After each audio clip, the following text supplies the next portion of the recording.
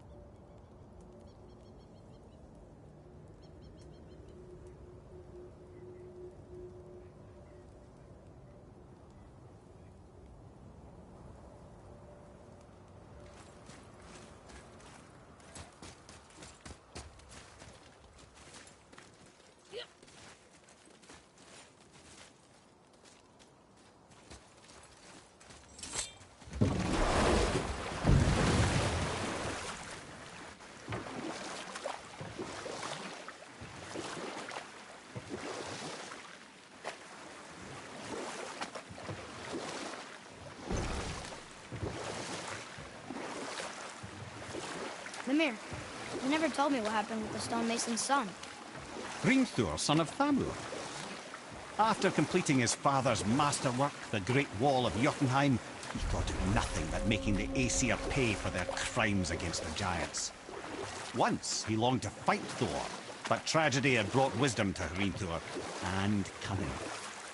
He observed that Asgard's walls were half-built and shoddy, for no Aesir god could be bothered with such tiresome labor. So Hrimthur adopted the guise of an ordinary man and made the Aesir an offer. He would build them majestic new walls, and if he couldn't build them within 2 turns of the season, they would owe him nothing for his labors. And if he succeeded, he asked only for an audience with the goddess Freya. Odin agreed, knowing the task was impossible, but intrigued by the stranger. Hrimthur made short work of it, of course. He had the benefit of his father's training and the aid of a magical stallion for fetching stones. Odin was not happy to find himself on the losing end of the wager, but he seemed to uphold his end of the bargain. Freya was sent to meet the mason, and to her surprise, he wanted only to whisper something in her ear. That being done, he made his way out of Asgard. And when he found Thor awaiting him at the gates of Midgard, he knew he had been double-crossed. But he didn't care, because his plan was complete. It was? What did he say to Freya? Only she could say for certain, but I've had many moons to work it out. Hrimthur knew that Freya loathed the Aesir, despite her marriage to Odin, and I believe he gave her the secret to Asgard's defences.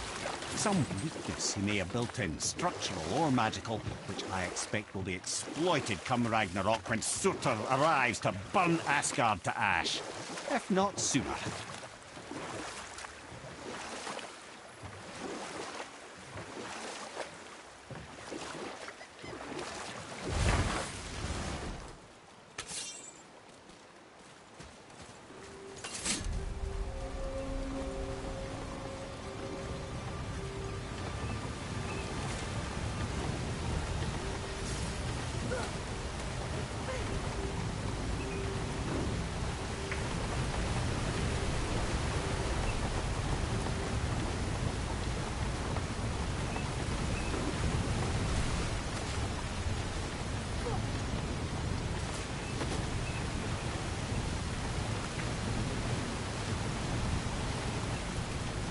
What's that up there?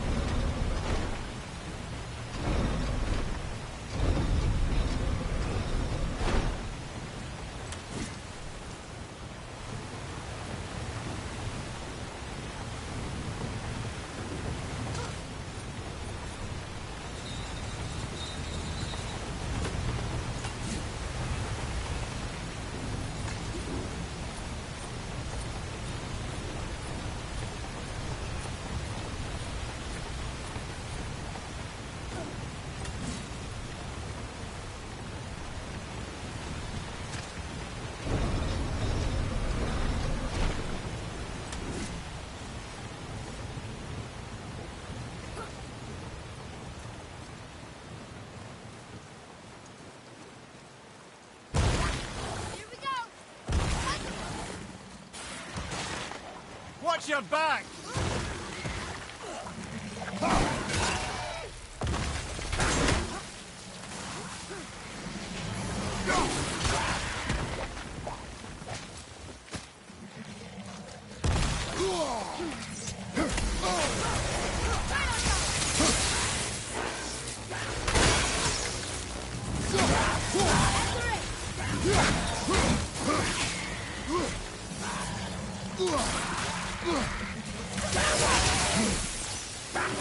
Not ready! Poison!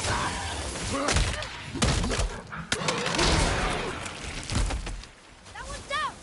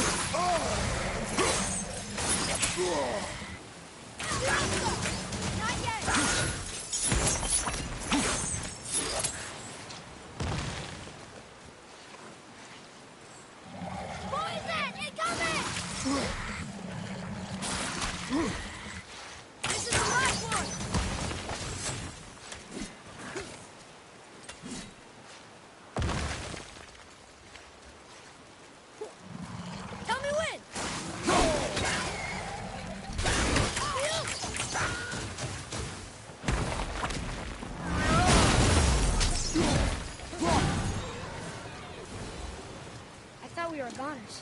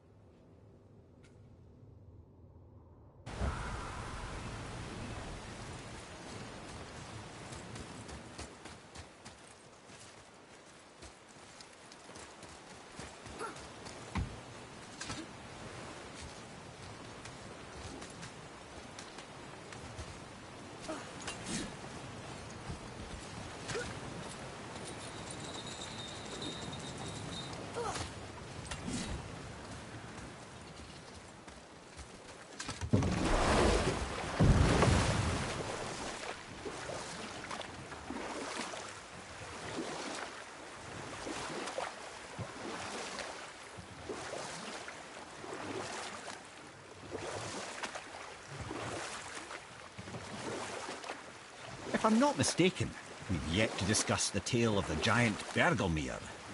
Oh, yeah. I remember his shrine. It looked happier than the other ones. Mostly. It begins in an ocean of blood. Finally, a story worth hearing. If you remember, Ymir, the first giant, was fatally stabbed by Odin. It's in his blood our story starts. Ymir's magical guts poured out in a torrent so violent it threatened to flood all of creation. The Jotnar were unprepared, as the very last of them were washed away in the endless tide. Not just Ymir, but all of giant kind faced extinction. and so would Odin's victory have been complete. But Ymir's kind did not all perish that day. Staying afloat in the hollowed husk of a tree, the frost giant Bergelmir endured, as did his lady wife. For weeks they sailed, until finally they came upon a new land. They called it Jotunheim. And there they would start anew. As father and mother they would multiply exceedingly, and as king and queen they worked to make Jotunheim a land where giants would know no master but themselves. Bergelmir never sought revenge for Odin's slaughter. His vengeance was to live and prosper. And we'll pick this up later,